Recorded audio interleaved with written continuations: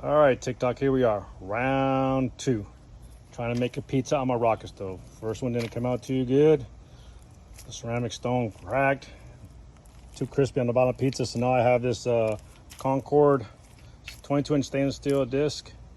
You can get it from Slicks Fab Work, or you can get it off of Amazon, whichever one you got the same price, whichever one to get it from.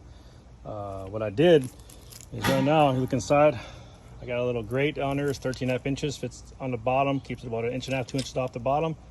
I got a temperature gauge. You could see what my temperature is. I want around 450. I'm gonna start the rocket stove up and put the pizza in there. All right, here we go. Got the damper in there, got the temperature around 487. I want to keep it between 450 and 500. Let's put the pizza in. All right, got the pizza in. Time to put the lid back on. Let's see what happens in 15-20 minutes. All right, it's been 15 minutes. Let's look at this pizza. Look at that. Look at this crust real quick. All right, look at that crust. Perfect. All right, guys. I'm gonna take it off. Let it cool. Time to eat. Pretty perfect. Just have to maintain your heat. I kept it right around 450, give or take 440. It came out good. You gotta maintain it though. Gotta maintain it. I like this new setup. Good looking pizza.